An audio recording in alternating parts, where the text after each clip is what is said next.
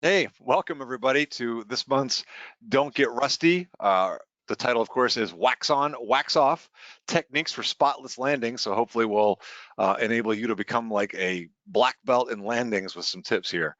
Um, right off the bat, number one, hold on, I'm trying to click it. There it goes. Right at the bat, I want to talk about just some of the basics, but so just in case, just so you know how to use what you're looking at there, you've got your attendee control panel. So I'll talk about the one for using if you're using a computer, whether it's a PC or a Mac or something like that. So on your little window, you will see this little, looks like a little bubble or a comic book thing with a question mark in it. So you want to click on that if you want to ask a question. That will open up the question box. Make sure you're using that one. Type in your question, and then the key part here is make sure that you click send, because that way we'll make sure we get the question, because it'll show that to us. So look for that little question guy, type your question, make sure you hit send. If you are viewing on a tablet, we have our attendee control panel right here using the tablet. And so what you want to do is look for the little question mark again, the little question mark. That'll pop up a little window, and then type in your question. And again, make sure that you hit send, and that way we'll make sure that we see it. Because if you don't hit the send button, we won't get the question, and that'll put those in order for us. So just some of those mechanics right out of the way. Hey, everybody, thanks so much for being here, and I really appreciate your flexibility. I'm Chris Moser, Senior Director of Flight Training Education here at AOPA. I know last week we were scheduled to go, and unfortunately, I came down with a stomach bug that just knocked me on, for a loop. And so I really appreciate everybody showing up today and your understanding on that one. Just a little background, I am a teacher and a CFI, or I was a teacher for a long time, and I work here at AOPA on various programs to help CFIs and flight schools. Today, we are really happy to be joined by a colleague of ours, Donnie McKay. Hey, Donnie, want to introduce yourself really quick? Hey, Chris. I'm Donnie McKay. I'm the Senior Manager for the Rusty Pilots Program and Operations here at AOPA. I am a private pilot. I have a daughter at Virginia Tech, a son at University of Tennessee, and a crazy dog at home. I fly Cessna 172s and RV-12s. And so don't get rusty, but if you do get rusty, I can help. And we didn't actually do that on purpose with the titles. When we came up with the title for this program way back in 2020, it was literally like, well, we're not rusty pilots, we're trying not to get rusty, which is where we got don't get rusty. The unfortunate side effect of us choosing that name is that people often get confused between our webinar and what Donnie does at Rusty Pilots. So we have thought about potentially rebranding or something like that. Anyway, I love that picture, Donnie. All right. And then, of course, as always, we have behind the scenes Stephen. Say hello, Stephen. Hello, Stephen. And Stephen, want to introduce yourself really quick as well? I'm the coordinator with Chris here at AOPA at our flight training initiative. The man with sort of the plan. A photographer and a webinar producer now with years of industry experience. Awesome.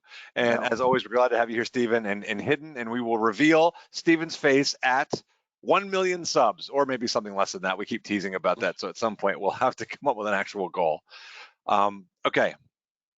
Let me just go ahead and click that. All right, so let's go ahead and get in just to some of the bits here today. Of course, we always, as always, want to thank our sponsors, Jeppesen, who, of course, with ForeFlight and Boeing, of the whole Boeing family. So appreciate their support of the program, and make sure you check out their products. Good stuff. And a couple of reminders. These are probably our most common questions. Number one, yes, you can get wings credit for this program if you meet this, I think it's 2 criteria.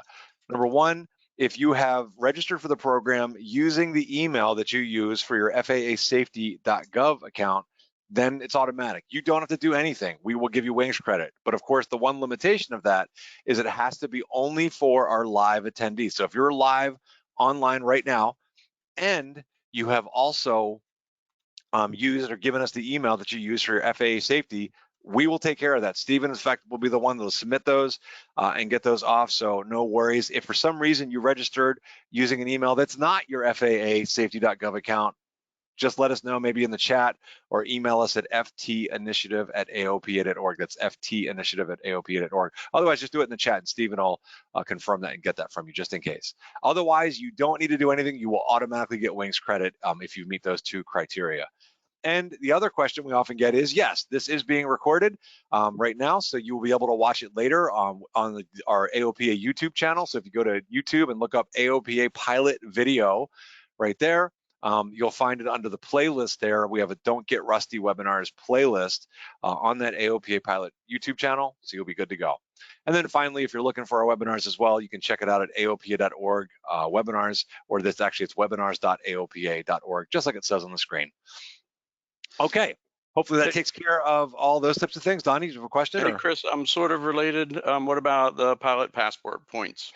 Yes, pilot passport. We will reveal the code for that at the end of the program, at the official end at 1 Eastern today. So just as we wrap things up, or earlier if we happen to wrap up earlier.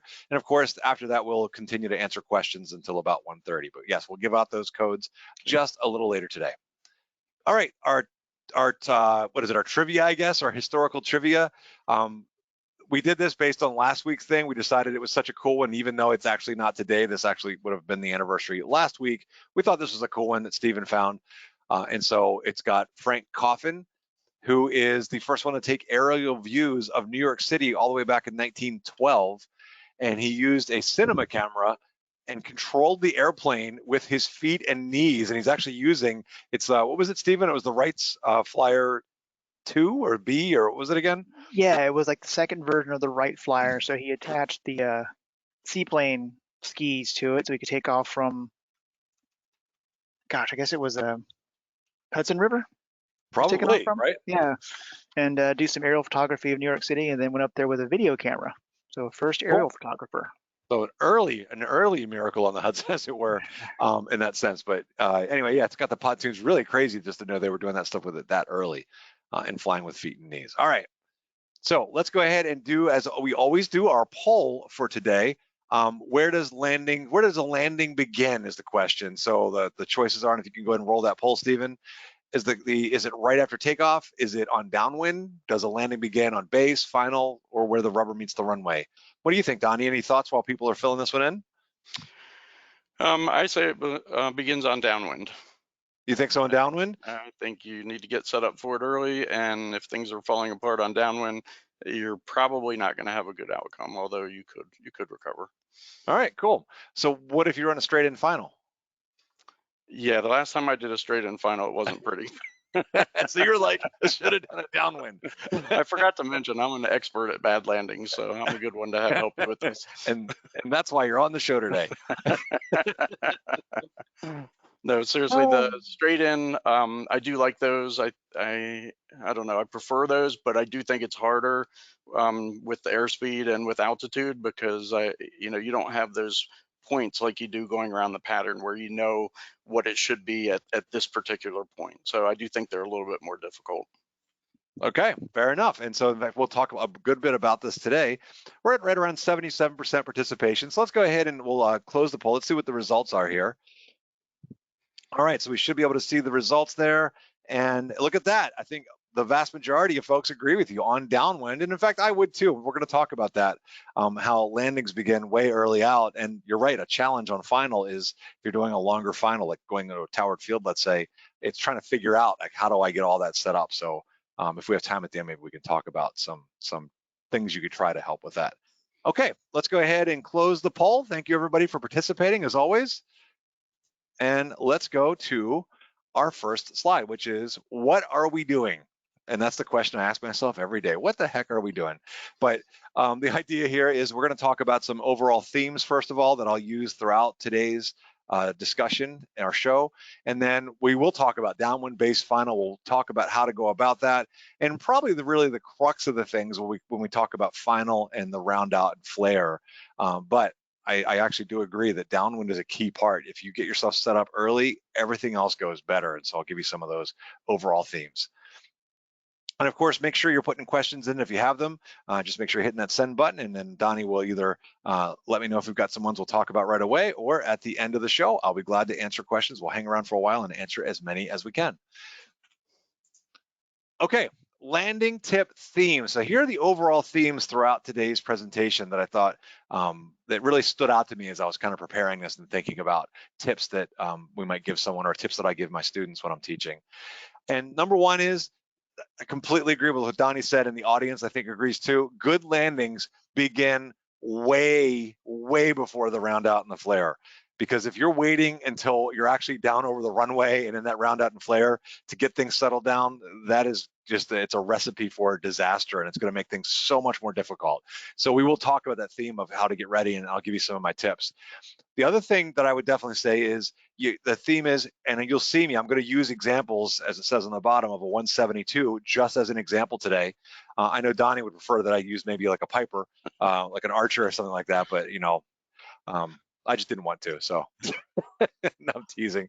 Mainly because I've instructed at 172s, which is why I used it. But in fact, the things I'm going to use would work equally as well in a Piper or any other kind of aircraft. But know and use speed and altitude targets. And I will give examples of those as we go through. And what you'll want to do is find those for your aircraft. So the ones I'm giving you are ones that work really well for a 172. But if you're flying a Piper, they probably work well. But whatever airplane you're flying, figure out what those targets should be. And then once you figure that part out and get it nailed down, then the key part is becoming super consistent. And here is, by the way, this is probably the most common thing that I see. It's like, you got to be consistent. And I've talked about that before, I know, on past shows about being disciplined and being really good about it. But the big thing that I've noticed when I work with rusty pilots, or I've flown with people doing flight reviews, or students as well, the biggest mistake I think people make is they don't fix issues early. And that's kind of the thing that these two things go together. If you have a speed and altitude target and you're not on target, you already know that things aren't where they should be. And so fix them early, don't wait. And that is a common thing that I see, is like, so we'll talk about how you can fix those issues, but really be paying attention, fix them early, and your life will become a whole lot easier. That's a common thing, and I'm always surprised by how often that comes up during sessions that I do. And Donnie, in fact, I know that you fly the RV-12 a whole bunch. Would you say that that's true? So when we talked a little bit about that, I know last week, do you find that the RV-12, you've got a plan way ahead, or do you find you have targets the way you fly that thing? Because that's a slippery airplane. Yeah, the RV-12 is not, they're beautiful landings, but you have to be on speed. And if you're not on speed, it's not going to come down. The airplane wants to fly. So it's important that you hit those target speeds early, and that if you're off, you need to correct them, because it is hard to land if you're even 5 knots above your landing speed. The Cessna 172 is much more forgiving with that. The landings can be a little bit rougher. The RV-12s are land really well as long as the speed is right. And that's the key. And I know flying the RV-12 as well, it's like you're basically pulling throttle, beam the numbers, getting the flaps in, and that's the only way you're going to get slowed down. If you wait too long, you can't get it slowed down. So yeah, it's throttle to idle, beam the numbers. Yeah, it's really strange. Yep. So it's a little different than like flying a Piper or a Cessna, the things we're typically used to. But that's a really good lesson in, you've got to be on it out there early, because if you're not on it in the RV, you're going to pay for it later. It's just not going to work out. So good example of that. Okay, so let's get into the nuts and bolts here. Let's start on downwind. I would agree, just like we put in the poll, that really good landings will start on downwind, or if you're flying, let's say you've been given a straight in final, you have to learn how to extend out. Where would my downwind be and where should I be? And do your best to estimate those distances so you can kind of do the same thing. And the thing I do on downwind, number one, is I try to get things done early so I can focus on the landing. So if I am in the pattern, doing a closed pattern, as soon as I'm turning, like I get up, I get to altitude, turn crosswind or whatever, and then as soon as I turn downwind, I'm immediately doing my before landing flow and checklist as appropriate. So get those things done, because now I can focus on talking to tower or making calls if I need to, depending on where I am, and then flying the landing, the approach and landing. So get those things done early so you can focus on that. So number one, get that stuff out of the way. So do it, check it, all good to go. And the only caveat I would make to that, if you're flying a retractable gear, I will check the gear every phase. I check it on downwind, I check it on base, I check it on final. But for one that's not retractable gear, that's not quite as big of a deal. Okay. For a 172, and I've got this graphic, and in fact, this graphic comes from an article. I put a handout, so there is a handout in the section. I've found several articles from AOPA, and then one link to a Rob Machado book that I'll mention later. And in there, you'll find an article that has this graphic. And so there are several articles about landings, and some of them, like one was about emergency landings and that sort of stuff. And it's not necessarily what we're going to talk about, but it's got good things that help you with your normal landings when reading those. So this graphic comes from that. So here we are on Downwind. I like these targets for a 172. So a typical 172, whether it's like a 172S model or even like a P with a carbureted, 2100 RPM works out well. That should give you about 90 knots. And of course you make small adjustments depending on the weather and performance, and at 1000 AGL. So that's what this is based on. So 1000 AGL. So I'm on Downwind. I want to be on speed, on altitude.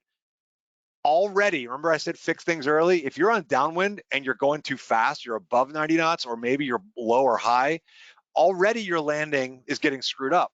Fix it right away. Don't just sit there and hang out at 800 feet or 1200 feet or something like that. Get back on altitude, get that airspeed set, because this sets up a chain that we can then use and be consistent with. So fix it early. And just like Donnie said with the RV, it's important to be on speed, so when you get to beam your spot, that you can pull the throttle. If you're too fast, now that normal plan that you have, it's basic physics, is going to get screwed up. So start out on speed, on altitude. All right, let's go to the next one. Barring any questions, let me know if there's any good questions that I should jump in with. Chris, I have a couple of comments we can throw in here. Yeah. So the one comment is the Diamond DA40 is pretty similar. If you're 5 knots too fast, you're going to float down the runway. Yeah. So that's similar to the RV12. Someone asked, what is an RV12? So that's a Vans light sport aircraft. Yes. And it's a low wing, 2-seater, side by side. Cool. Really it's a neat little airplane too. A lot Great of fun trainer. to fly. Yep. Yeah. Yeah, great little trainer. So it's stick, and it's really maneuverable too. It's got flaperons, so these huge, the ailerons are just massive, and so it really is fun in the sense of it rolls quickly, and it's a fun little airplane, like a little sports car, is what it goes around like, and inexpensive to operate, relatively speaking. All right, so now this is typically where a lot of people think, where does my landing begin? So I always say, starting on Downwind, you've got to be ready, like have things done, have things out of the way, on speed, on altitude. But the key part that we typically think of starting our landings is from a beam the numbers. And actually, we say, it says in the article here, a beam the numbers. I changed that to this, a beam your landing spot. So it's like, what I'm looking for is, where do I want to land? Because a lot of times on a like here at Frederick, we've got a over 5,000 foot runway. I don't want to land on the numbers on a runway that long. I'm landing in 172. I got plenty of room. So I want to land on the 1,000 foot markers. That's usually my target. So unless it's a short runway where I need to be putting on the numbers and potentially flaring or rounding out over the grass at the end of the runway, I'm normally going to land a little bit down there because it gives me some pavement underneath of me as I make my approach. So it depends on the length of that runway. So beam your landing spot wherever it is that you want to touch down.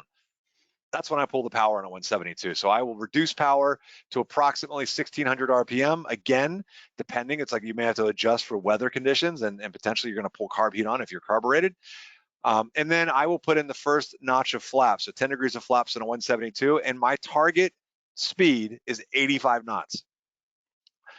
The cool thing is with the 172 is that as you pull that power, and assuming you're below 110 knots, which you should be if you've gotten everything set before, and you put in that 10 degrees of flaps, the airplane's going to start slowing down. It's already going to do that. And in fact, I'm letting it start to descend. A little tip here, and you pay attention to your airplane, because I know in a 172, and it's sort of the opposite in a Piper, but in the 172, when I put those flaps in, it's going to create some more lift, so the airplane's going to want to come up. So I already anticipate, as I put those flaps in, I'm anticipating some forward pressure on the yoke, and then I'm just letting the airplane settle down. In fact, when I'm instructing, you often hear me say that. I'll say, pulling power to 1600 RPM, 10 degrees of flaps, and adding some forward pressure. I'm just anticipating that forward pressure. And then my target is to lose 300 feet by the time I want to turn base. So I already know my target. I should be at 85 knots, and I should lose about 300 feet. So if I get to the point where I want to turn base and I have not lost that 300 feet, or if I'm too fast or too slow, I already know things are messed up and I correct them. So even though I'm not even on final, I'm not even seeing my landing spot, especially as I'm working my way out, maybe I'm starting to look over for the 45, I'm already watching for these things to happen. And if I've gotten too low, too high, or whatever, I can already make adjustments. It's like if I find myself too high and too fast, start pulling some power. Okay. that's the basic there. Anything that I need to address there? Any comments from the audience, or I don't think so, other than the Chris. mouse I see to make sure it gets off of there? Yeah. Is this graphic somewhere? Where did you get the graphic? Is it in the It handout? should be in one of the articles in the handout. There's a bunch of links to articles, and I believe, if I'm not mistaken, I think it's in the traffic pattern article that's in there Okay. that I found this graphic. So, okay. All right. Now, again, this is this point that I'm talking about. You're on that point from a beam. I'm getting ready to turn base, right? Already, this is where I watch, and I see this so often with pilots who are getting rusty, or even pilots who've just not maybe done training in a while, that I will already know that like we're too high, too low, too fast, and I'll ask, how are we doing? And a lot of times people aren't. It's like they sometimes even tell me. I've even had them tell me, like, yeah, I'm a little high. It's like, well, what are you going to do about it? So often, they want to. They don't do anything about it. They kind of, well, I know I'm a little high and fast. Well, it's like, well, fix it. So if you know you're off target, make those corrections now. If you're a little too high and too fast, pull a little bit more power. Because remember, these power settings I'm talking about are kind of sort of beginnings. You can use those to kind of, pull it and get you set. It should get you close to your target, but you have to make small adjustments then, because it's not, depending on the weather conditions, depending on the airplane, that may not be exactly those, but it'll get you really close to it, and then make small adjustments from there. And I see somebody mentioned something about trim. Yeah, absolutely. I'm always trimming for hands-off pressure. So I didn't make a mention of that, but absolutely. So that is something. And in fact, the only reason I think I didn't put it on here is because I wasn't thinking about it, because I kind of do it without thinking about it. I'm always trimming hands-off or hands-off pressure. And so what I typically find in a 172 is once I'm trimmed on downwind for that 90 knots, that generally speaking, I don't have to do a whole lot of trim. There's not a lot of trim that happens as I'm pulling power, because generally the 172 kind of settles down into these. So there may be some small adjustments to be made, but it's usually it's pretty good. But yeah, if I'm finding something where I'm finding myself pulling or pushing for whatever reason, other than that initial push where I'm just waiting for the airplane to slow down, generally it's going to stay trimmed on its own. So I saw that as a question there that popped up. All right. So I'm looking for, from this point of beam the numbers to when I want to turn base. So when do we turn base? I see a lot of people, what they'll do is they want to use landmarks. They'll know at this airport, I want to turn at the silo, or at this airport, I want to turn at this little rock or whatever. I don't like that necessarily. I find that it's better to be watching those angles, because the problem with using landmarks, while it can be good for somebody who's brand new and learning as a sort of a crutch to get them started, the problem that I don't like about that is if you go to another airport, that doesn't work because those landmarks aren't there. It's going to be potentially different landmarks or no landmarks at all. But if you start to learn to watch your angles, I want to be 45 degrees. So I'm looking over, if assuming left traffic, I'm looking over my left shoulder, and I'm looking for my landing spot again to be out that sort of that rear side window, like the passenger window in the back in a 172. And I know I'm estimating about 45 degrees. So I'm looking for that 45 degrees to happen, and I'm watching for that staying on speed, and I'm watching to lose that 300 feet. Once I'm there, and again, it's not like I wait for 300 feet. If I'm a little lower high, I'm already making corrections. Once I'm there, I'll raise my wing, check for traffic, and then I'll make my turn. So I'll turn base, and my new target on base is going to be, again, power generally around that 1600 RPM, making adjustments as needed. But flaps 20, I'll put the flaps in on base, and then 75 knots is my new target. So notice I just stepped down 90, 85, 75, and I do 65 on final. These are not the end all be all, but this is the ones that I happen to use. You can use, some people will use 80, 70, 60, which is perfectly fine as well. But I like to be on the fives. All right, so losing that other 300 feet, again, here's that tip. Make your corrections early. If you notice things on base that I'm already too high, don't wait till final to try to get slowed down or to try to get down. Make the corrections right away. I cannot emphasize that enough because I see that so much. One thing I want you to note here too is that look at this picture. In fact, I'll just go ahead. Any questions, by the way, before I jump to the next slide, Donnie? I'm trying to put them in some kind of order that makes sense. So I'm not ready yet, Chris. All right, no worries. So if anything pops up, let me know. Yep. All right. Then when we come to the turn to final, I do something a little weird here that I've just developed over time. And this is based on, there are some articles I put in the handout too on the circular approach to landing. I know that the people talk about the military and the way that they'll fly them. So they do like a circular approach to a carrier, especially the Navy does this sort of thing. I do kind of a half circle. So if you notice this diagram, this is kind of what I do. I make generally a 90-degree turn for base, of course, adjusting for wind if needed. If there's a really strong headwind, I'll be crabbing, so I'll make more than a 90. But when I make this turn from base to final, I tend to round it off a little bit. So I'll tend to ease this off. And the reason that I do that is to help prevent overshoots. And I'll talk more about that in just a second. But as I turn final, my new targets are, again, power as needed, generally around that 1600 RPM. I'll put in, once I know that I've got the runway made, so I don't put it in right away on final, but I'll know like, okay, I know I can glide from here, then I'll put the 30 degrees of flaps in, and then 65 knots is my target. I want that 65 knots as soon as possible, so I'm trying to do that. And generally putting these flaps in a 172, and you have this descent rate going down, that should work out. And let me just do that quick review going back to that math as well. Notice on downwind, I went from a beam to base, lose 300 feet. On base, lose another 300 feet. So I went from a beam to when I want to turn base, I've lost 300 feet, so I should be 700 AGL. On base, I'm going to lose another 300 feet, so I'm going from 700 down to 400 AGL. And so when I go to turn final, I should already be at about 400 AGL. Why do we do this?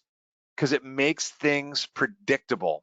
And the reason that I want things to be predictable is because that way, when I'm coming in, I'm within this window. It's like this nice predictable window of what the airplane's going to do. I'm not having to dive the airplane, or I'm not dragging it in too low.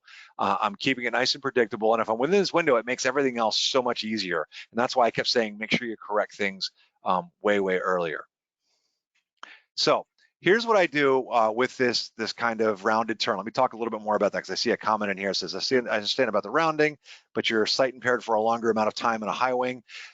So of course, I'm always checking on final, and I'm kind of skipping over the safety things that I always do. It's like whenever I make a turn in an airplane, I'm checking for traffic. When I go to turn final, before I even turn final, I'm constantly monitoring final as well.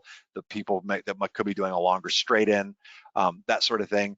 But this rounded turn thing that I do, it's not like I'm hanging out in a bank for a long time. It's just a nice gradual turn. I sort of cut the corner off. And the reason that I do this is that I found when you try, at least for me, this is my thing here, that when you try to judge, especially if there's a crosswind or not, but when you try to judge that turn to line up on final, a lot of times it's easy for people to overshoot final because they'll make the turn too late or they'll turn too early. What I do is, as I'm on base, I kind of cut this corner off. I can make a more gradual turn. And then as I do that, it allows me to ease in. Like if I'm turning, I'm like, oh, I need a little more bank. I can add a little more bank, or I can let a little more out, and I can just sort of gradually put it on final out here. And I just find that works nicely, and it prevents overshoots or undershoots. It just makes it a nice, easy thing. So, Chris, a couple of questions, some related, some unrelated. What do you do when you're at a towered field and they ask you to extend your downwind? Because that kind of throws everything off. Or they say, we're going to call your base, or speed up, or slow down, or whatever. How do you handle those things? Because you have in your head, I need to be at this altitude and this RPM and this speed, but then they change everything. So that definitely gets kind of into the advanced level of things. And in your mind, what you have to do, and it just takes practice, is that what I do is mentally I will fold out my base. And so, like, for example, like if I'm having to extend my downwind, I already know, like, well, I have to fold out how much farther out am I? So if I know that there's traffic, they told me there's traffic on a final that I'm going to have to go past, extend my downwind to get past this traffic is on final, and I know there are ways out, I will tend to hold altitude for a little longer. I'm going to stay up. I might slow down if they allow me to. So I might put in, at least put the 10 degrees of flaps in and slow down a little bit. Again, make sure you're communicating, because if there's somebody behind you, don't want to be slowing down on them. But you kind of have to roll that out. And that gets into what we could talk about with doing an extended final.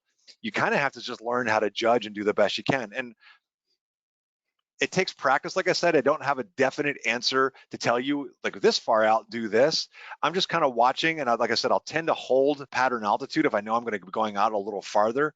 And if based on where that traffic is on final, because I'm usually watching on 4 flight and that sort of thing. But remember, worst case scenario is you get extended out, you're coming in and your approach is just all messed up, just go around, just come back in and do another one if you need to.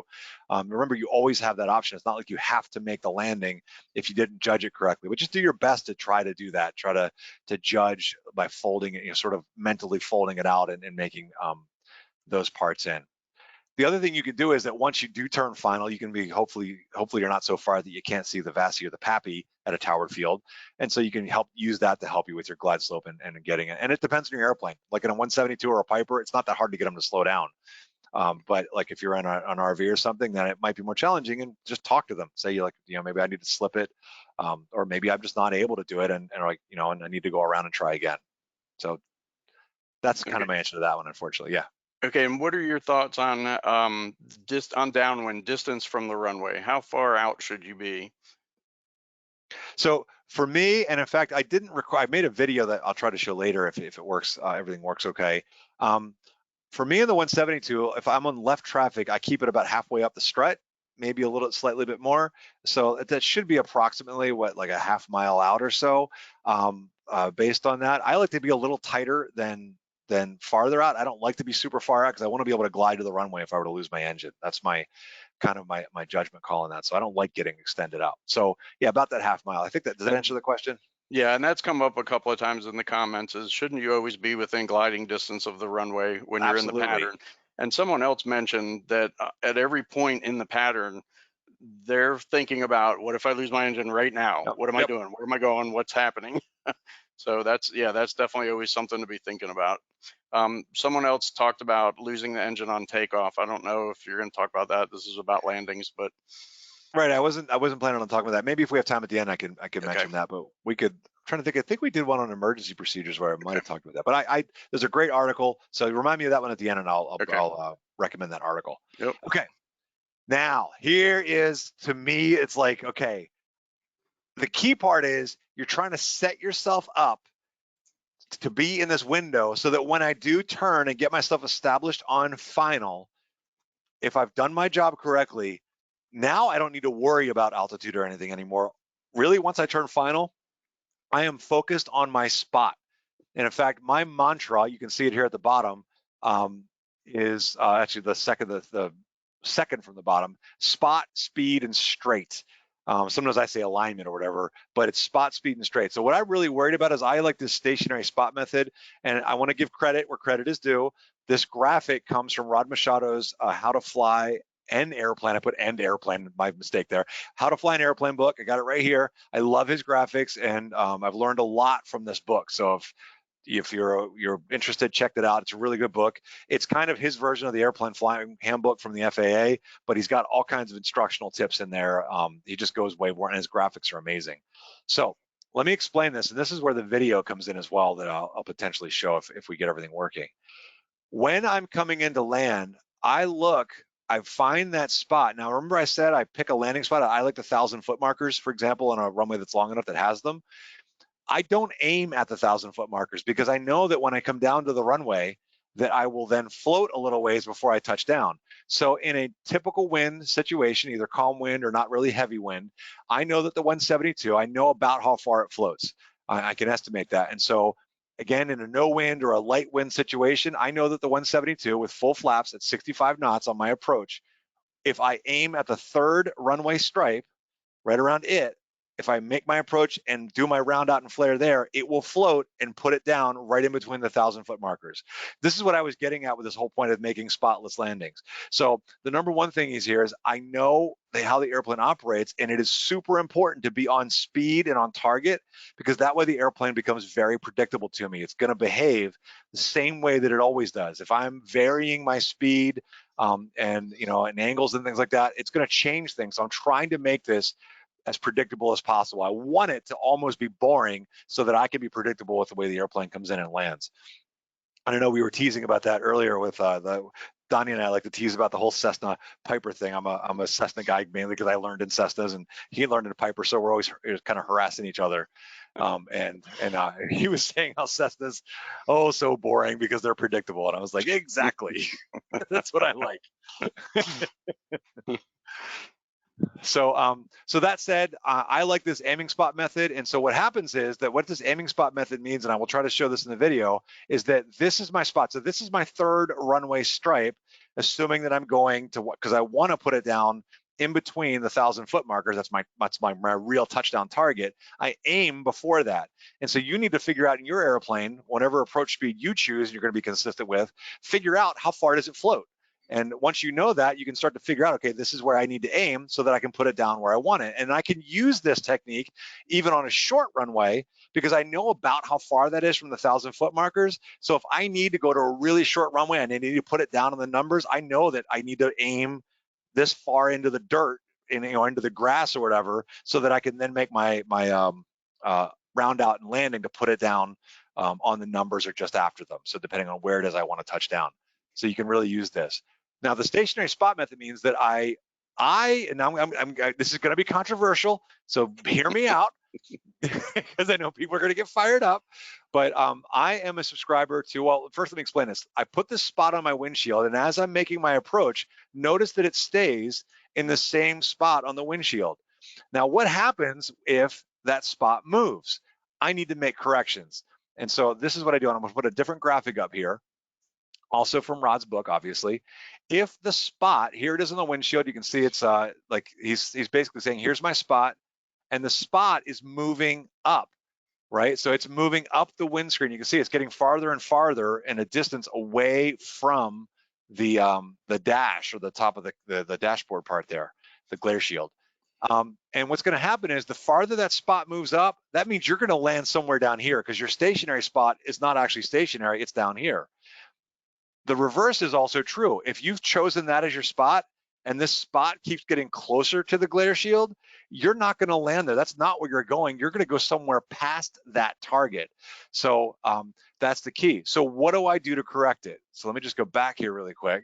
What I do is, if I see my spot moving, I will pitch the airplane to keep that spot where I want it. Now, here's the key part. It's like, when I say this, people are going to think, oh, he pitches for a spot, powers for airspeed. I kind of do, but here's the key part. I know, and I emphasize this, and I make sure my students know, because we don't want to get into a situation of getting behind the power curve, is that if you make a pitch change, you have to make a speed change. And if you make, and they go together. So these things must be made simultaneously. They go together.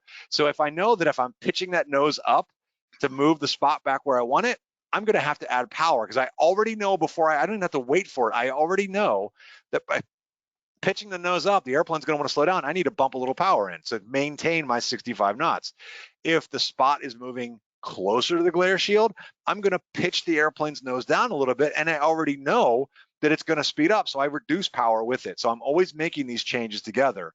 But what I find, for me, this technique works really well, is that I love the fact that it makes it like I'm a guided missile. And I literally will say that to my students. And it's like, and by the way, I don't teach students just pitch for power for airspeed. Obviously, we learn slow flight, and we learn about the power, and I make sure that they understand what happens. Because if you get too slow, the last thing you want to do is keep pulling the nose up, because that's just a recipe for a stall, right? And we don't want that to happen. But we know how these things work together. And so if you're within these kind of this parameter thing that I've set by coming in on your targets, now what you can do is it's like a guided missile. I literally, I lock in. That's why I say locked on fun. I lock it on my spot, and I keep it on my windshield where I want it, and I'm adjusting the pitch and the power to control where that airplane is going. And I really aim at that spot, and it's like coming down on railroad tracks, right to the spot where I want to eventually do my round out and flare. So let me do the next slide, and then that's maybe where I can show the video, because I'll show the two things happening at once. So let's see what that goes. Any questions on this, Donnie, or things that I should address? There are a lot of comments about pitch and power. That's all I'm going to say. So, and I know that's I'll take a look here. Yeah, so there's the trimming part. So I may retrim there. I see Kevin mentioned something about the trim. I may retrim as needed or whatever, but these are small little adjustments you're making. Again, because it's not like I'm making these huge coarse adjustments. It's these little adjustments I'm making to help me bring it in. I know there's a big thing that people talk about. And again, this is, like I said, I knew this is controversial. There's a good split among CFIs. The key part that I'm trying to make though is please understand again that I'm doing these things, it's simultaneous, they go together. So in reality, I'm doing the other part too, because I know that when you go out and fly the airplane, when we're up in the air, yeah, you're totally right. Pitch will control your airspeed and power will control your altitude. Totally get that. But when it comes in on helping me land, it's just mentally the way that I think about that as I'm coming in on final. I find that it really makes it super easy to aim at my target within these parameters, right? So the key part is just staying with those parameters, and it helps me just aim this thing down. And I see Tom's just mentioning, why not control the spot aim with power and the pitch with speed?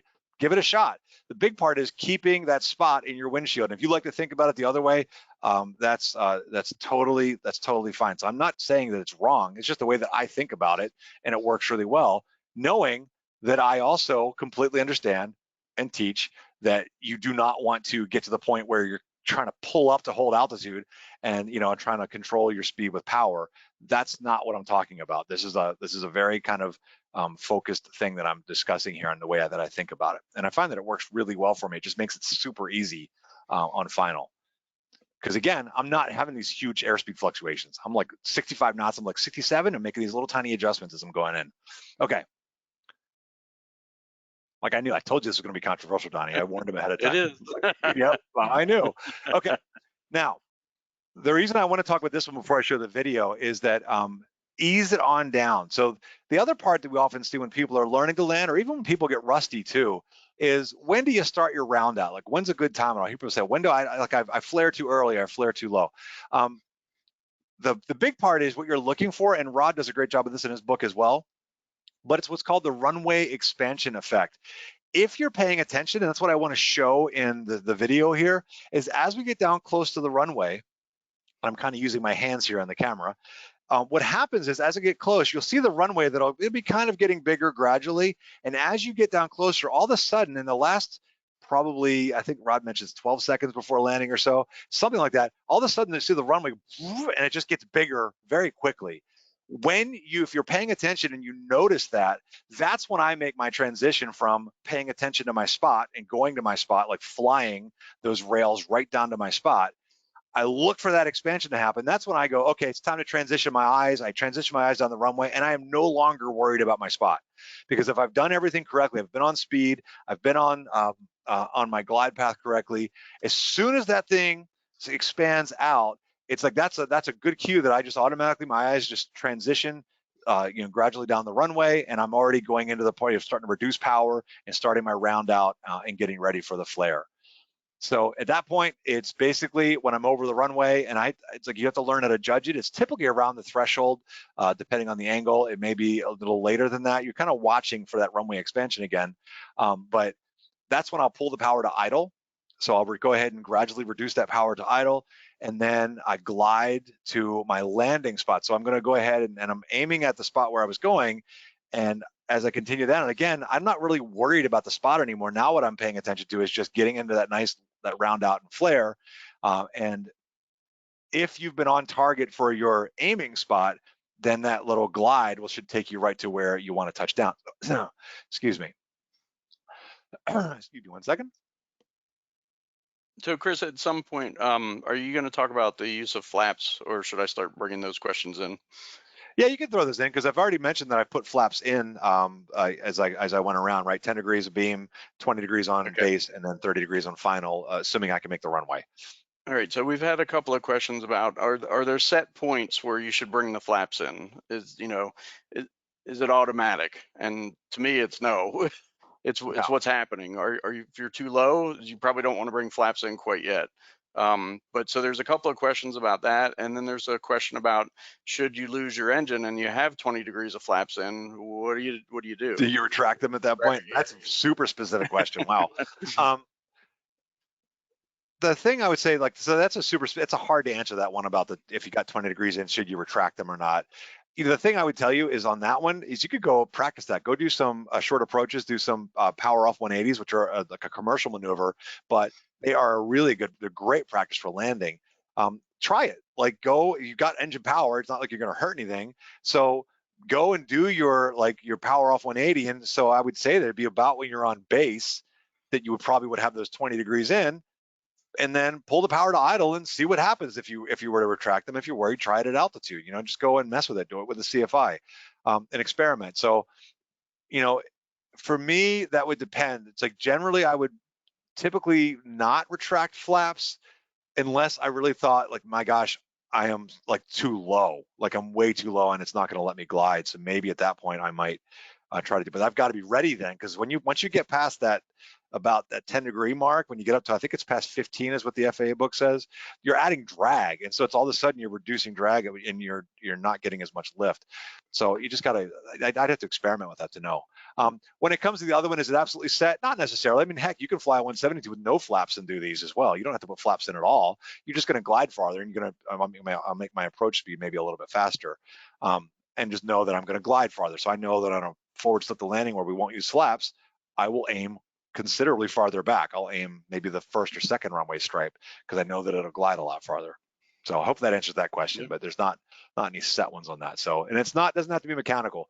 On a typical weather day, I will put the flaps in just as I described them. If it's really bumpy and crosswindy, I may not put the 20 or 30 in, depending on what the crosswind is doing or how bumpy it is.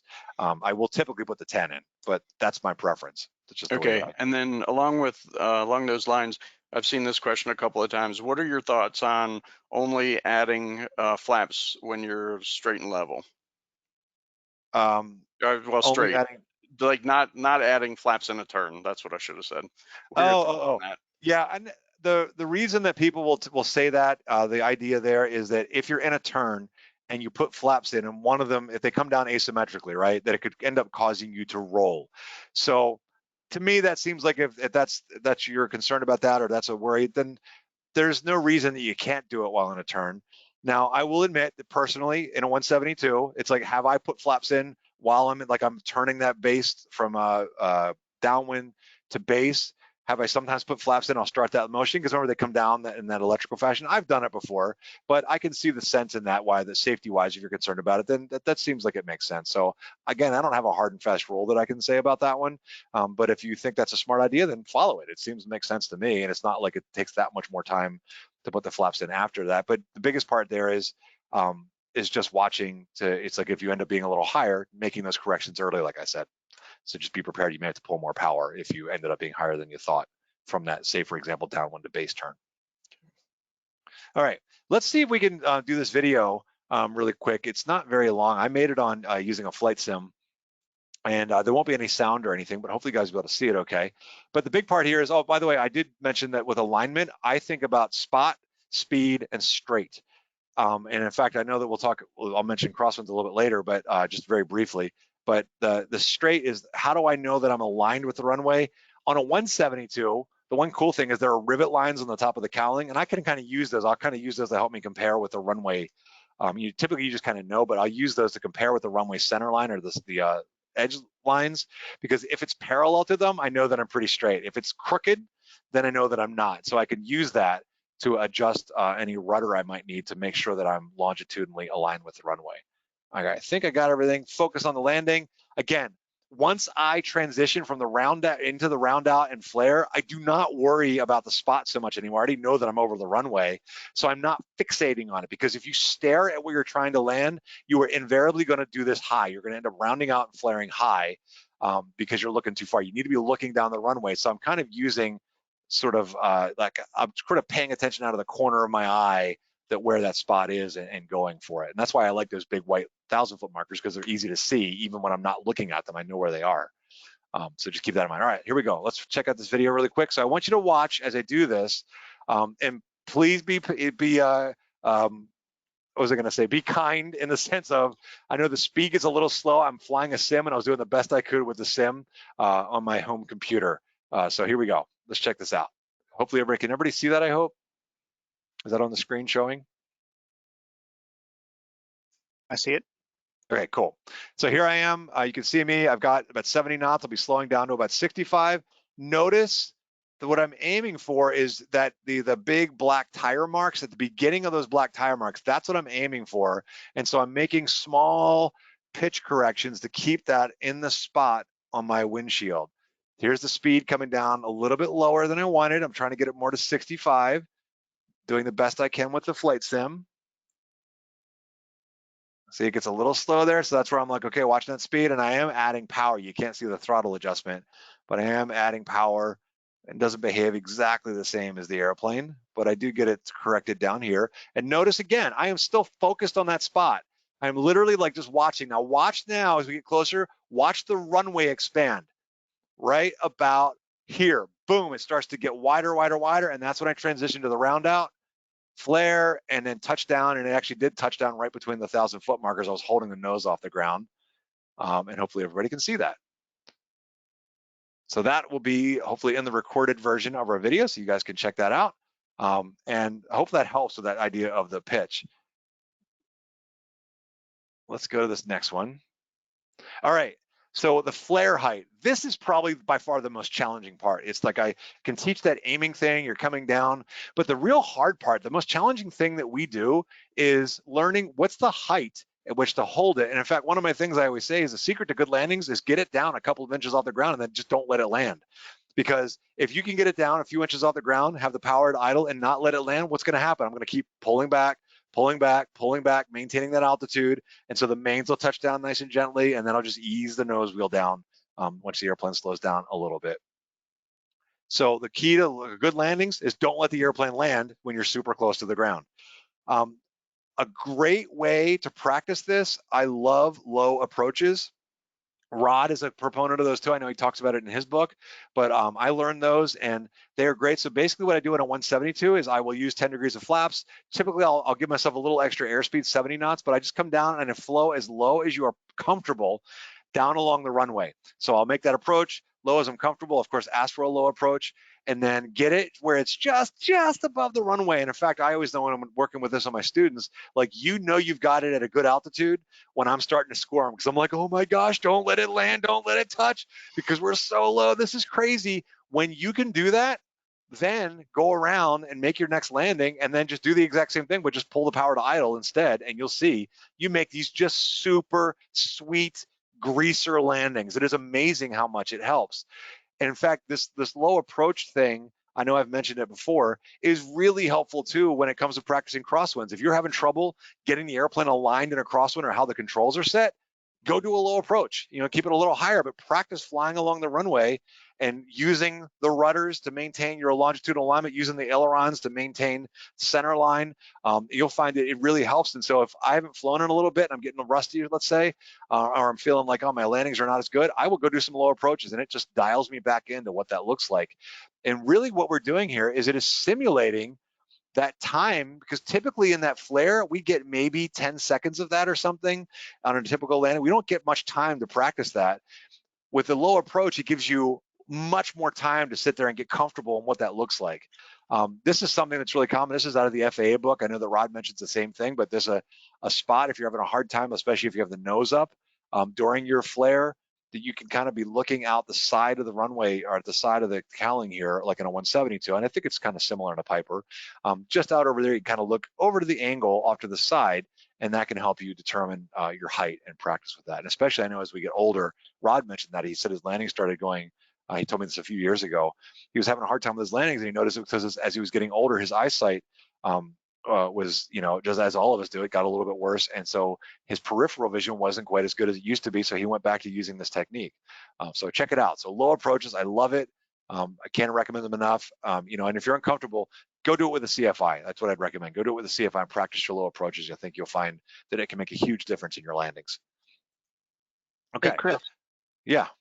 We did have a question from one of our Facebook audience, since we're talking about doing the low approach there. She'd asked about what to do about heat in the summertime concerning floating. And she'd had experience with summer heat hits the asphalt runway. It caused her to float halfway down because the heat was pushing the plane up and keeping her aloft. So would you adjust things for stuff like that, depending on the heat in the situation? Well, sure, and that's really, really hot. I'm thinking if you're going that far down the runway, my first thought is, are you carrying too much speed?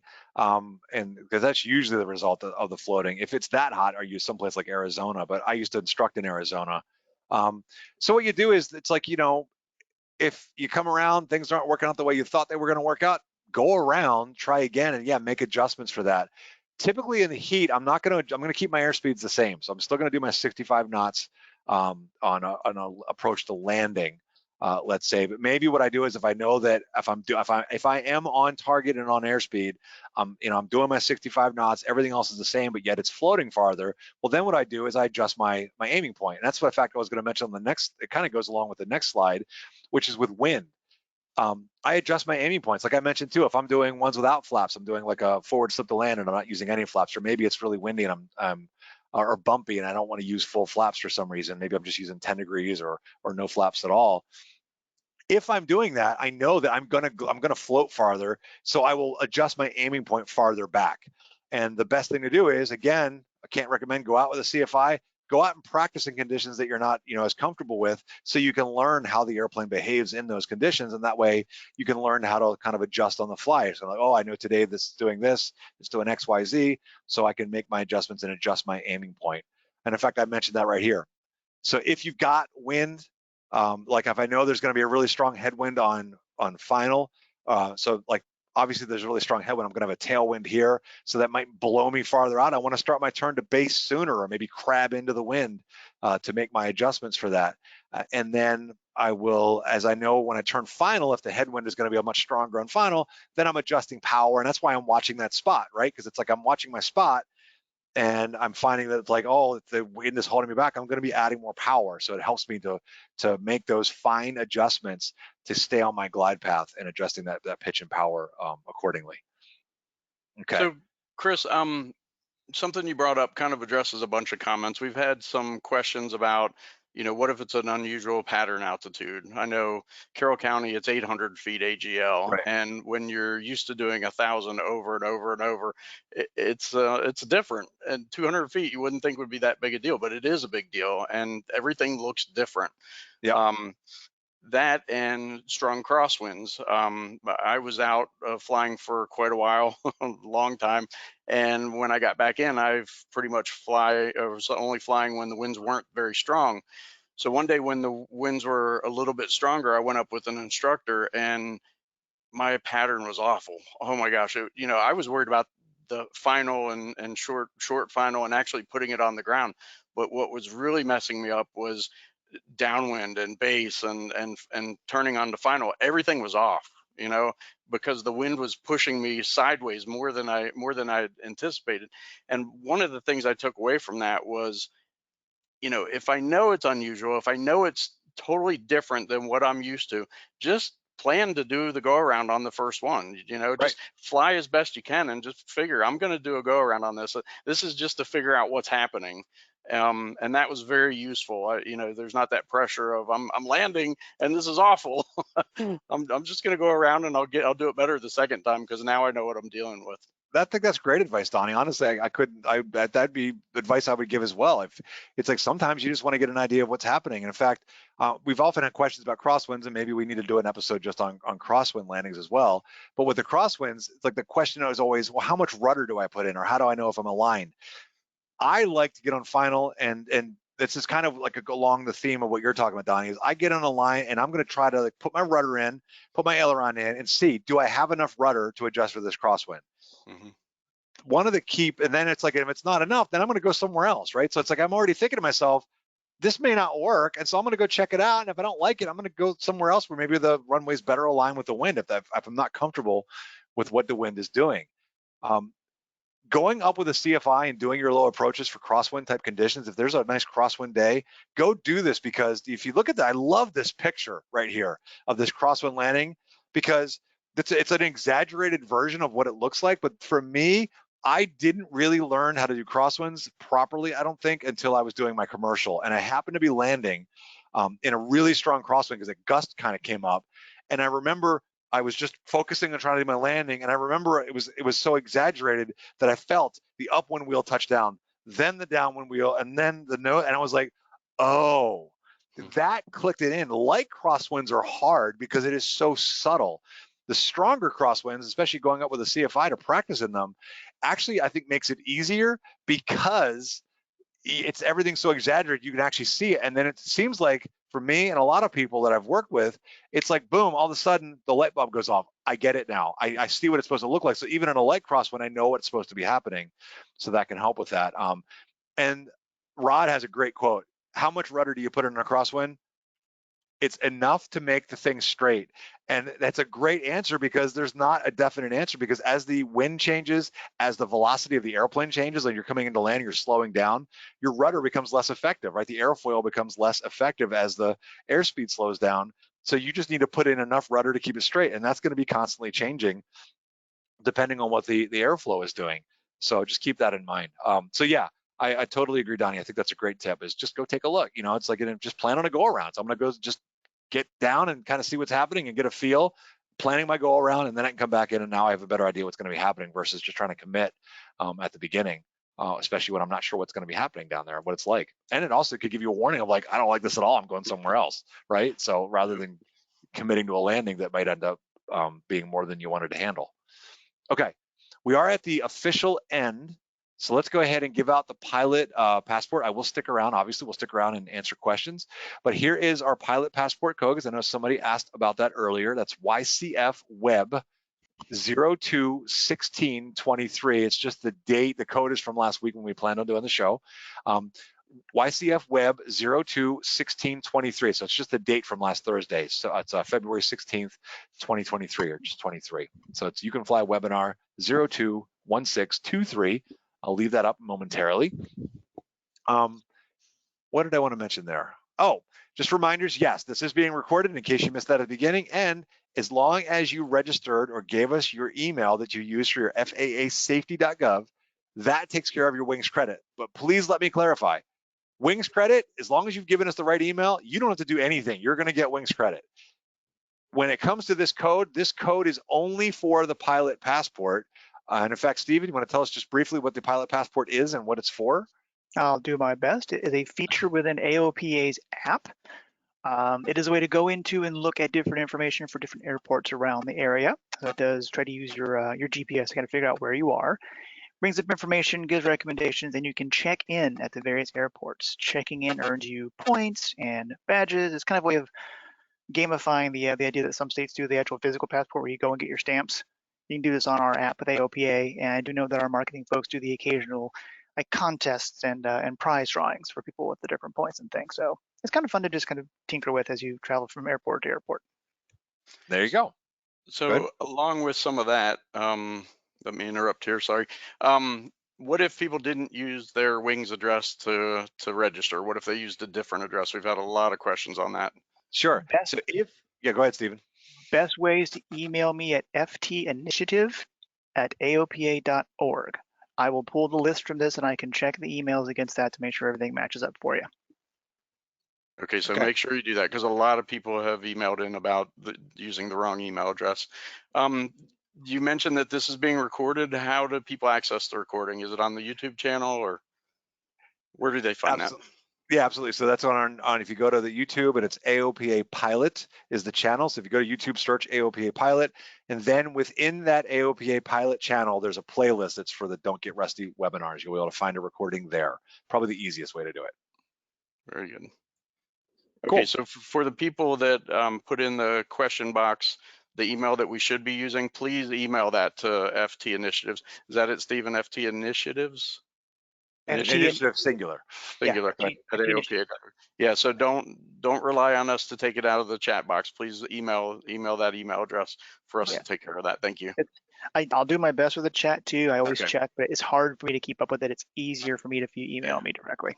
Okay. And so if you would there too as well, maybe Stephen put the FT Initiative email address in the chat or in the question box or whatever. Since I even got it wrong. Yep. All right, one other thing. Go ahead. Go ahead. I was just going to say it's FT Foxtrot Tango Initiative, all one word, singular, Foxtrot Tango Initiative at AOPA.org. Go ahead. Good, thank you. Now I forgot what I was going to say. I'll get it back here in a second. Sorry. No worries. All right. And just real quick for next time, we're going to be back here March 16th, 2023. We're going to have actually a special guest on. Drew from our Flying Clubs team is going to be here, but we're not talking about Flying Clubs that day.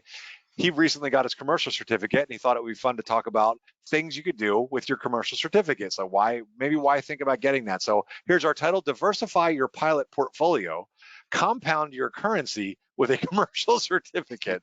So that's it. We're going to talk about what you can do with a commercial, why you might want to consider getting your commercial certificate. And in fact, oddly enough, it does not really have a whole lot to do with getting money, because as we know, the old joke, what is it in aviation? How do you start with, or how do you make $1 million in aviation? Start with 2. Yep. So. And Chris, actually, the next episode was what my question was about. So thank you. A lot of comments about, are we rebroadcasting this episode next week? And that's because of the email. Stephen, do you want to talk about the email that went out, the reminder for next week? Oh yeah, it's a little embarrassing. The GoTo software has an automated reminder program, and I've got it set up to send the next week's episode 3 weeks out from whenever it comes out. But because we had to reschedule, it still had this week's information attached to the next month's dates. So it basically said we're doing this again next month. We are not. We're doing the other one that Chris was talking about with the commercial certificate. Okay, thank you. All right. Yeah, about so that. it's they just basically be understanding if you would, because it's the software limitation that GoToWebinar has.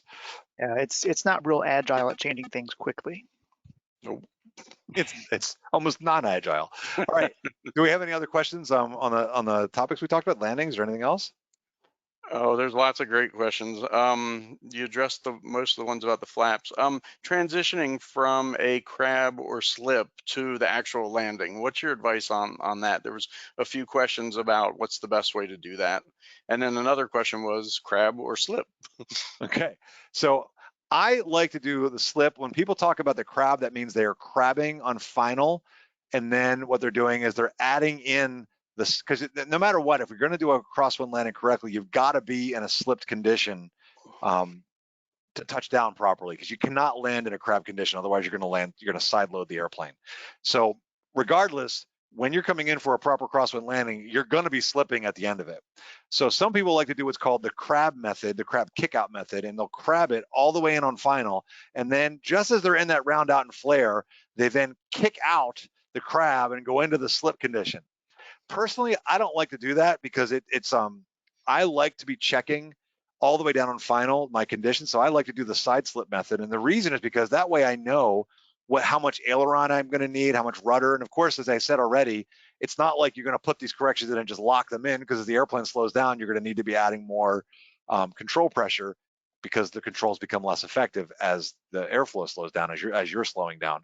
So I like to do the side slip method. I especially like to do it earlier out on final. And the reason is because that way I already know, do I have enough rudder?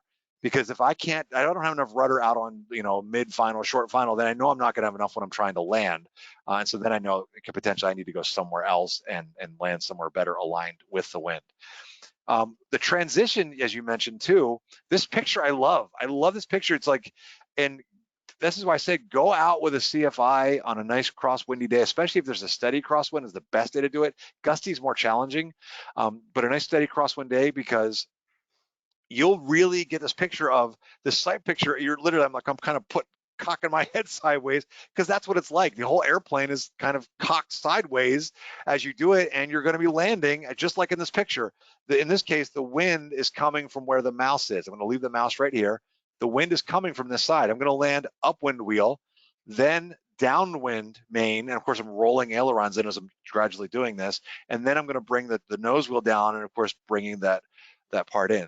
So the transition is really, it's like if you're doing the side slip method, the transition is going to be, I'm going to come in, I'm in my side slip condition, I'm watching for that runway expansion, and as that happens, that's when I start to transition my eyes down the runway, and I'm doing exactly what I would do in a normal landing. But here's the key part, and this is where a lot of people make mistakes. You're in that slide slip condition, and then they get down into the round out and flare, and they want that round out and flare to look exactly like it always does. So they tend to want to level those wings, and if you level the wings, you're going to start slipping, you're going to start floating, sliding with the wind, and you're going to end up side loading the airplane if you do that. So the key part is, as you go into that round out and flare, you've got to maintain this bank angle that you had, and again, I'm not saying like statically, because you may need to adjust it depending on the wind, but you're going to maintain this sort of cocked condition like it shows in this picture when you go to touchdown. And the best way to practice those is get out there in the wind, take a CFI, do low approaches, because in the low approach in a crosswind, you get plenty of time to be working what this looks like. And then you can say, okay, I've now got this this picture in my mind of what it's going to look like, and then I can apply this at the same time with my round out and flare for the touchdown. I hope that makes sense, because that's the way I teach it. And like I said, it's counterintuitively, the stronger the wind, the easier it is to learn them. The light winds are hard because all the indications are so subtle in light crosswinds.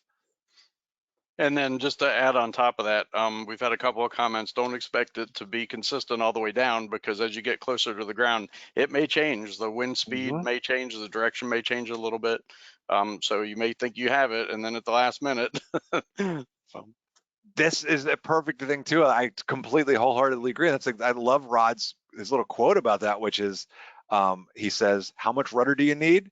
As much as it takes to keep the airplane straight." And that's going to change. So there's not a set answer.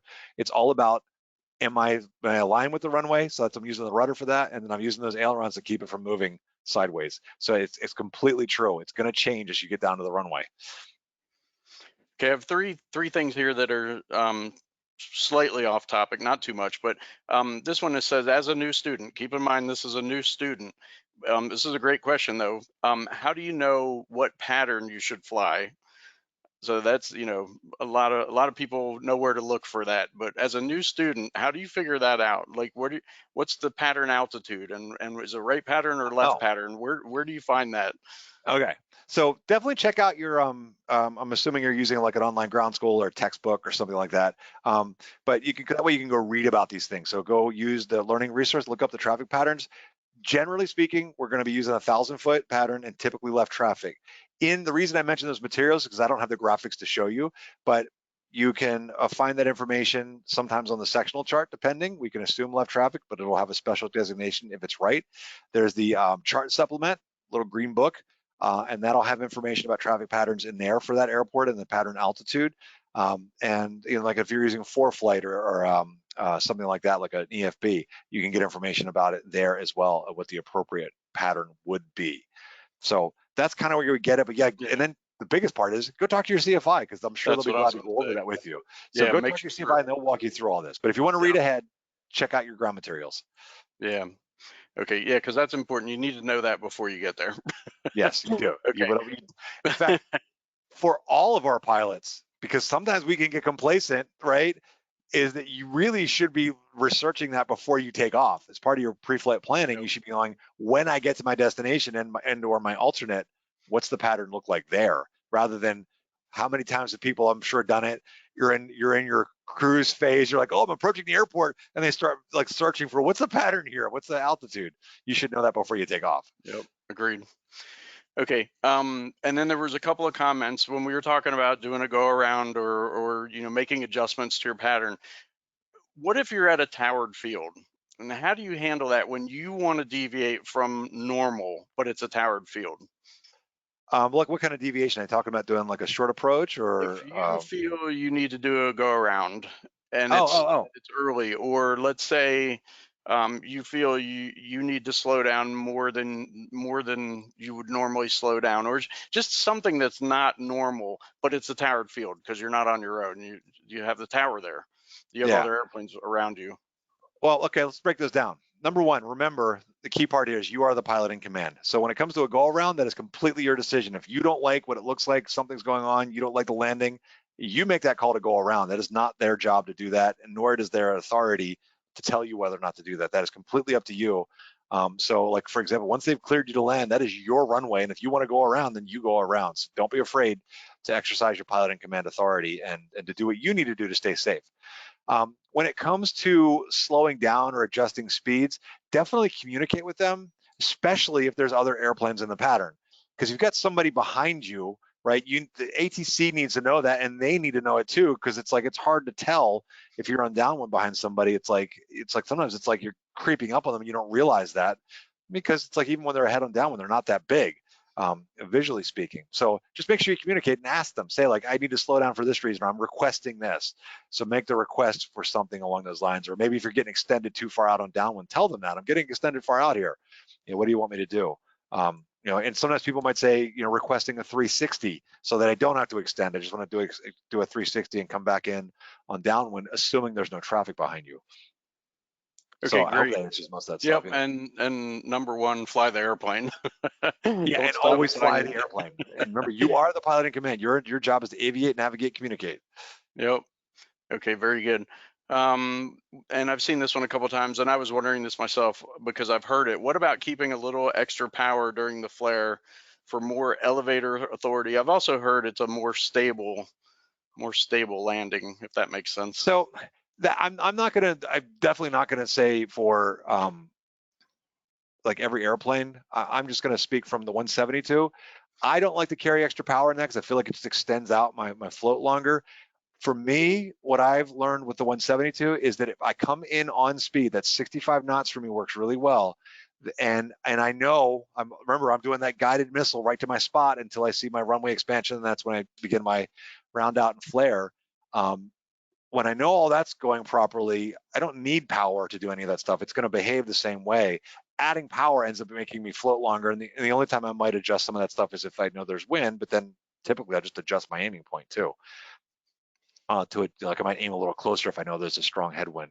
So for me in the 172 or even in the 182, I know people do it in the 182, and I actually had someone show me in a 182 that if you are on speed again, it's just a big Cessna, and you can actually land it like a 172 as well. So I will tend to land a 182 similar to the way I do a 172, just by having my speed and getting down and then doing that flare. Some people like to carry a little speed.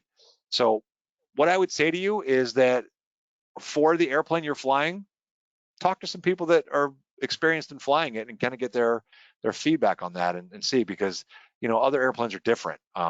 Pipers are different. I know for them you have to keep power on.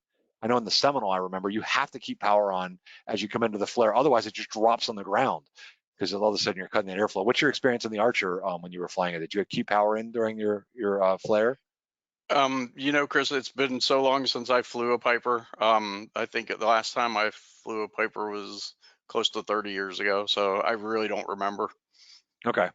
But like I know in the RV, you're doing that power off as well. So Yep. I like power off landings. In fact, I love the power off 180 in any airplane because it's good practice, I think. So, Yep.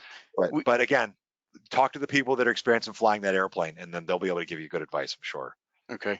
We've had a lot of questions about tail draggers. About do the same techniques apply for tail draggers and transitioning and all that sort of thing. And then the last comment was, can you do a whole episode on all of this with tail draggers? Okay, let's mark that down. That's a good one, and I know we've got some experienced tail wheel pilots here. I have my tail wheel endorsement. I am not by far an experienced tail wheel pilot.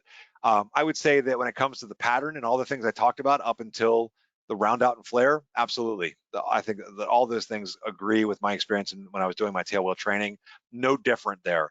The difference with the tail wheel actually comes into the putting the wheels down on the ground, whether it's a 3-point landing or the wheels landing. And I never really got good at the wheel landing where you're putting the mains down first. So we can certainly talk about that, and we can try to get somebody on. It's a good idea for an episode. So cool. All right. And then I've had a couple of people ask, is the slide deck available for download? I know you can go watch the recording. Do we have the slide deck? Yeah, we do not have that one available for download. No. Okay. All right, but you can watch the recording. Yeah, and let's see. Maybe we can take a look at that. Maybe we can get a PDF that we can put up with the YouTube or something. We'll check with Stephen about that. And then before we get too far off of this, you asked me to remind you about an article about losing an engine on takeoff. Oh yeah, so the power off. So there is a great exercise that you can do for learning how to deal with an engine out after takeoff. If you look on AOPA, it's called I think it's called the emergency turnaround, or if you just did like engine out after takeoff. There's a really good article. It's got Alyssa Cobb in it, and she is flying. And basically the procedure to use, you go up to altitude out in the practice area, and you will simulate setting yourself up in a VY climb, so like your normal climb out speed on takeoff, so everything just like takeoff, full power, climbing out VY, and then you pick an altitude. So it's like you say, okay, I'm gonna climb to 3,500 feet. And at 3,500 feet, I pull the power to idle, and I count 1 1,000, 2 1,000, 3 1,000, 4 1,000, 5 1,000 to simulate the, oh crap, I don't know what's going on factor, that sort of thing, to simulate the fact that I might freeze up and not really accept the fact that this is happening, or that denial that I'm initially may have. And then practice doing a 100, and actually it's more than a 180 turn. I want to say you do a 270 or something like that, because you're going to have to turn more than a 180. And the article talks about this.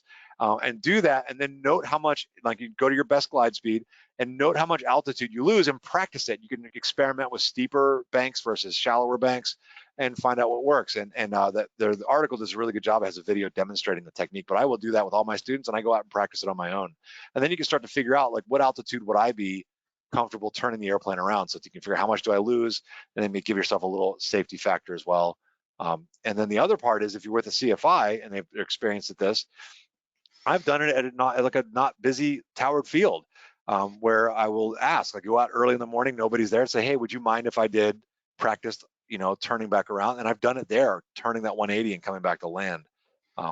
After I've done these other exercises where I already kind of had an idea of how low would I do it. And you can kind of get an idea of what it's like. Yeah, and that's always a good thing to do and to know.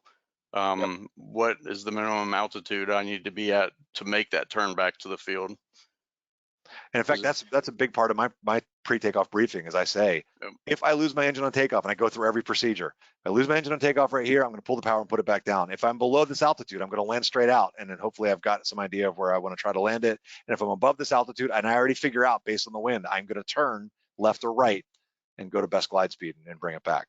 So yep, I agree. Okay, so for there was a question about, do you have a set angle of bank that you don't want to exceed when you're in the pattern? And I saw another question that kind of went along with this. When you overshoot final, so the tendency is to be very aggressive to get back to final, and you're low, you're slow, and now you're turning steeper than you should. So, what are your thoughts on that? At what point do you say, okay, this isn't going to work, I'm doing a go around, or is there do you have in your head, is there a certain bank angle that you won't exceed in the pattern, or what are your thoughts? I don't have any science behind this. I know what I was taught forever ago when I did my private, which is don't do more than 30 degrees of bank. So we're just trying to not get steep, right? So keep it below 30 degrees of bank is what I was always taught. Like I said, I don't have science to back up why that number versus another number, but I tend to keep it below that. In fact, I tend to try to stay shallower if able. When it comes to the overshoot, that's my whole thing that I went into about cutting that corner off on final. I kind of like do a gradual turn to final rather than trying to make a 90. That probably 95% of the time has prevented me from overshooting final, just because it's easier if I turn a little bit early and do a more gradual turn. It's easier for me to judge, like, oh, do I need to have a little less bank so I can ease over to final, or I can already see, oh, that wind's blowing me, I'm going to go ahead and keep that turn coming sharper, and it helps prevent the overshoot. Especially if you're not familiar with cross-controlled stalls and the trouble that you can get into, because the reason that people get in trouble on those overshoots is because you're trying to get back on final and you're trying to stay aligned with the runway, so you end up kicking a rudder to align yourself, and you're banking over trying to get, and that's where of course you're getting slower as this is happening. That's where you get into a cross-controlled stall that can result in a spin. You're getting uncoordinated. So if you find yourself where you've overshot and you're like, oh my gosh, but just go around. Don't even mess with trying to correct it. Just go around and reset up. And like I said, try to do this little thing I'm talking about. Just gradually ease into it. And I see there's a question about Rob Machado's book. There's actually a link in the handout to it. Okay, so, yeah. And then somebody asked, well, I've seen it twice, where are the handouts? How do you get the handouts? There should be a handout section. I'm seeing it right here on the little side panel. It says handouts, and there's a PDF. It says 2023-2 or 02 DGR wax on, wax off. So the handout's right in your little side menu there, and you just I had to click on it to make it drop down. Yeah, so just look at the controls for your GoToWebinar control panel, and one of them is for handouts. Here, look, I can draw it up here. See it? There it is, handouts right underneath of it. Okay, there's a comment here about any comments on differing float propensity between high wing and low versus low wing aircraft. And it's funny because you and I were talking about this last week. The RV floats and floats and floats and floats, and I count on it, and I have a hard time when I get back in the Cessna to the point that I have to remind myself on final, it's not going to float. And I just keep repeating, it's not going to float, it's not going to float, because when I transition from the RV back to the Cessna, if I don't think about it, I will slam the Cessna onto the runway because I'm expecting that float. The RV has a great float, and that's the difference it's between the amazing. high wing and the low wing. Yeah, it's like, I know it's definitely, it's amazing how far that RV will float and how it's really, really easy to land as long as you've got it straight. So yeah, I've heard people say that. They say because the wing is lower, there's like more of a, I guess it makes sense to aerodynamically speaking, that it's got more of an effect on the downwash, and so it's reducing drag and all that good stuff.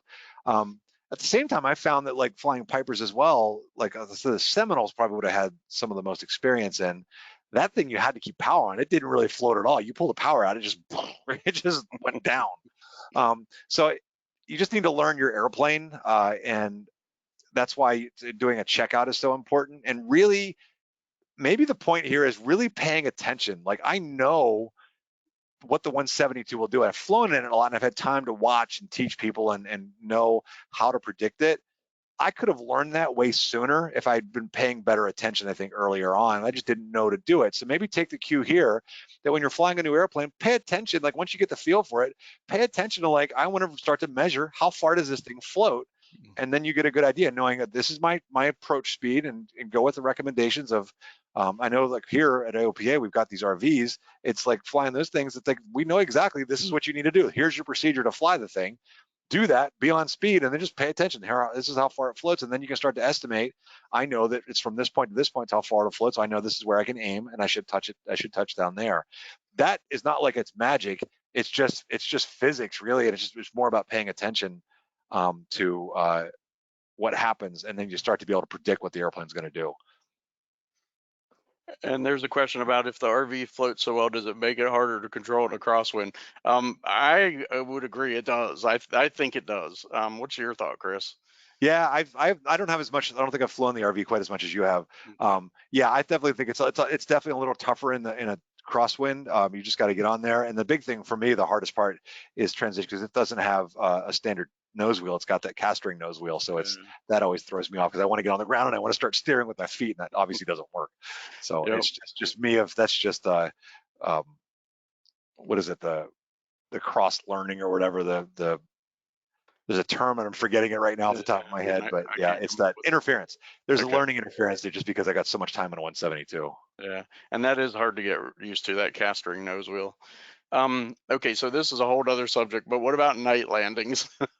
Okay, did they say anything specific about it, or? That's it. Okay. What about night landings? Other than making sure like you're using the runway lights and everything else, it is exactly the same. The biggest part, I think, the difference when you come into land with night landings, I'm using the runway lights, and I'm using obviously the landing light on the airplane to be able to see the runway as I'm in that flare and everything else. The big part for me with night landings is just watching obstacles on final. It's just being careful, because you can't see stuff. So it's really important to stay on glide path or above it when you're coming into land. So I don't think any of the techniques I'm talking about are any different in night landings, other than your visual cues are a little different. So maybe if you haven't done them in a while, just practicing. That's what I was going to say, is the visual references are a little bit, they look different. Okay. Somebody I saw asked, what's wax on, wax off? That is Karate Kid. We were making a joke about the Karate Kid. What is the best way to prevent a spin during the landing process? Don't get uncoordinated. Stay on speed. This is where you're going to stay within those bank angles. That's why they say we don't want you getting in these crazy pitch attitudes and things like that, where you could potentially get uncoordinated. The only time that we purposely get uncoordinated is when we're doing a forward slip to land, and we're keeping the nose down and watching our speed and everything. Just try to stay within our proper parameters. But other than that, just don't get uncoordinated. If you're not uncoordinated, you're not going to spin or stall. It's like, also, it has to be uncoordinated with a stall. So when we're doing the forward slip, we're just making sure that we're not close to stall. We're not pitching the thing up and getting slow. We're purposely uncoordinating to help us get that, the sort of the fuselage into the airflow to bring us down better. Yep. Oh yeah, somebody mentioned here regarding night landings, trust your instruments, absolutely, and just know where you are, know the obstacles in the area. So there's a whole thing there about, like, I like to use instrument approaches at night. All right, I think we've addressed most of these. All right, cool. Well, everybody, we are coming to the end of our time. Donnie, thank you so much for helping us out this month. I appreciate you being here. It is 1:29. We hope that you'll join us again next month, March. Let me just go ahead and pop back to that screen. Hope you join us next month, March 16th, 2023, 12 to 1 Eastern. And to talk about the commercial certificate, we'll have our special guest Drew on for that one. And thanks for being here. Can I plug Rusty Pilots real quick? Oh, please. Yes, Donnie, go for it. All right. If you do get rusty, please just Google AOPA Rusty Pilots. We have seminars in person. We have webinars, and we have the 24/7 online course. And don't forget, it's not just for rusty pilots. About a third of our attendants are current pilots that are there for a refresher and just learning some other tips and tricks. So Exactly. Please join us. We'd love to have you. Cool. And by the way, somebody did say the side slip is also uncoordinated. Yes, it is when you're doing that, but it's that side slip. It's the uncoordinated and a stall condition that makes a spin. So if you can avoid one of those, you're not going to spin. All right, cool. Anyway, thank you guys so much. We appreciate you being here. Thank you, Donnie and Stephen. Thank you too. Why don't you go ahead and close us out?